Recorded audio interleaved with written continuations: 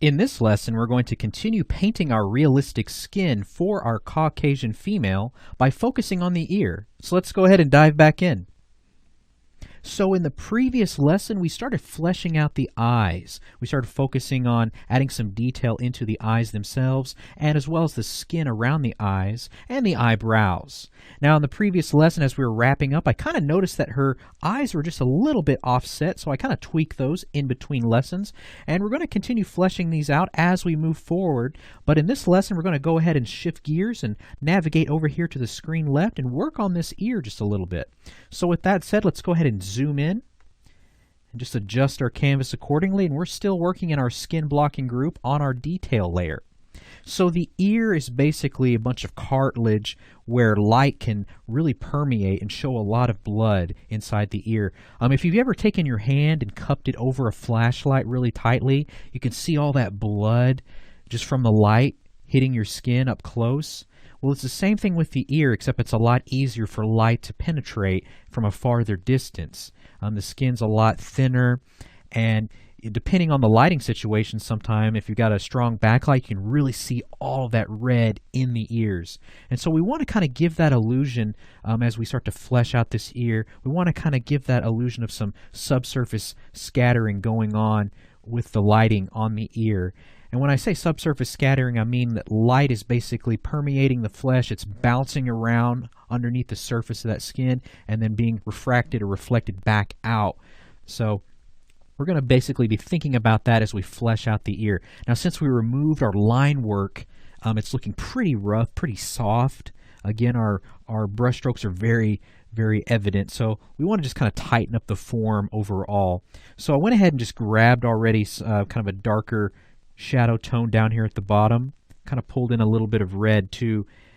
I want to go ahead and adjust the overall form first, especially right here at the top where we have a definite rolling of the skin right there for the ear.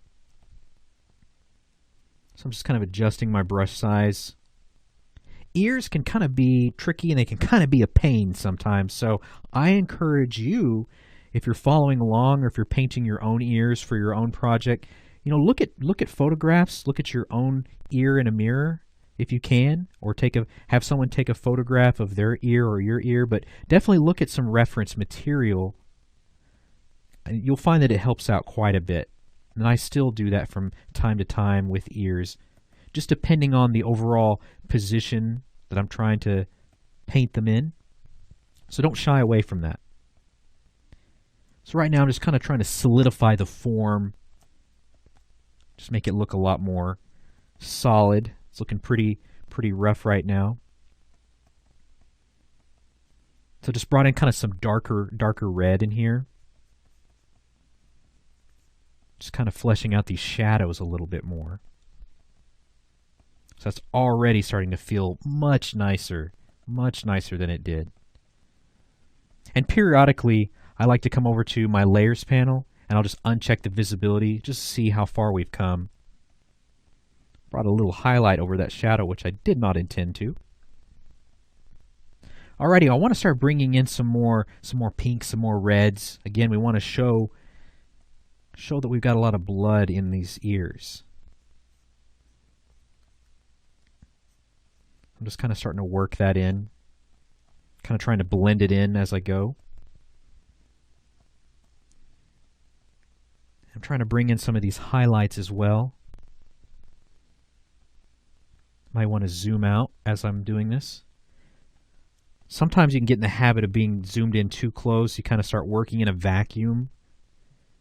And it's good to look at whatever it is you're working on just from different viewpoints at times. Sometimes that can help you stay clear of making a lot of mistakes. So that's already starting to feel a lot better. Again, I'm just making a comparison to the overall ear.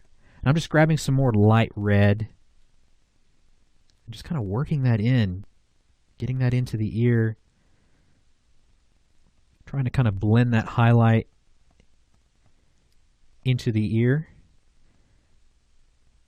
Might want to make that highlight a little bit stronger on the outer edges of the ears, kind of like on the nose. When you have any areas where the skin's really tight, you're going to have a lot of strong highlights.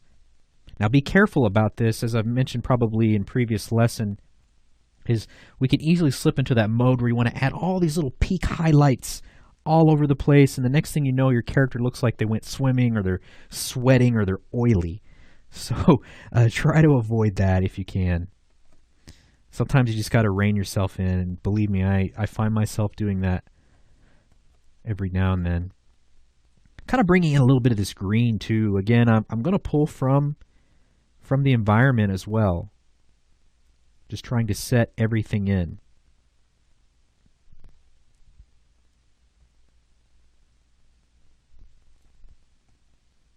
Alrighty. So now I want the ear to feel a lot less like it's tacked on. Right now it feels like it's just tacked on to the head. So I want to kind of work in some warmer colors. I want to go ahead and grab from this warm tone that I have down in my palette that I created. Just kind of work in some warmer colors. I'm feeling like this highlight right here might be a little blown out. And just grabbing a little bit of orange in there as well. Again, you want a variety of color. You want to constantly be thinking about all these tones that you're adding. You don't want everything to feel too uniform. So just kind of coming back to the ear, trying to blend that highlight in. That's starting to just feel a lot better overall.